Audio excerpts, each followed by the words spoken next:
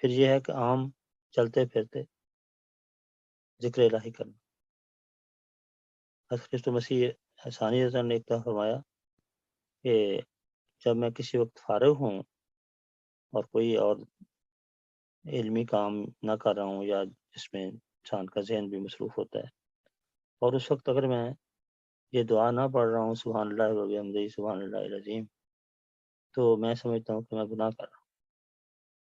میں اتنا اس کو نہیں سمجھتا ہوں کہ ایک انسان کا ایک لمحہ بھی جو ہے وہ فارغ نہیں ہونا چاہیے۔ اگر وہ ذکر الہی کر سکتا ہے تو اس کو ذکر الہی کرنا چاہیے۔ عورتیں اس میں کام کر رہی ہیں کچن میں، تو اس وقت ساتھ ساتھ اللہ تعالیٰ کا ذکر کر سکتے ہیں، کوئی اس میں مشکل نہیں ان کے لیے۔ یا اور مذہبی کام کرتے ہیں بعض، تو ان کاموں میں بھی وہ ذکر الہی ساتھ کر سکتے ہیں۔ بچوں کو بھی اسی طرح بتانا چاہیے کہ دیکھو اسکول جاتے ہو، اسکول آتے ہو، تو سارا وقت اگر آپ روٹین بنا لیں کہ میں نے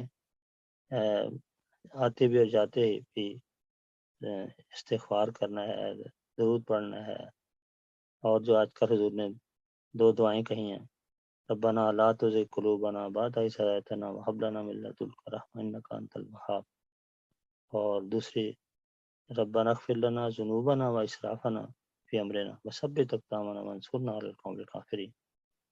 تو اگر یہ ذکروں میں ہم اپنے آپ کو مصروف رکھیں گے تو اللہ تعالیٰ کے فضل و کرم سے ہم شیطان سے بچے رہیں گے۔ یہ یہاں بات بتائی گئی ہے، اگر تم چاہتے ہو کہ شیطان کے حملوں سے محفوظ رکھو تو یہی طریقہ ہے، اور کوئی طریقہ نہیں۔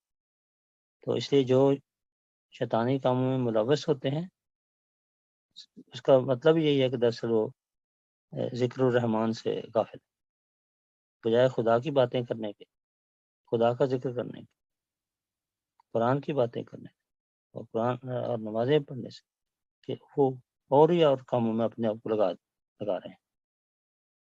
حالانکہ اس کو چھوڑ کر وہ زیادہ اہمیت والی باتیں تو نہیں ہیں۔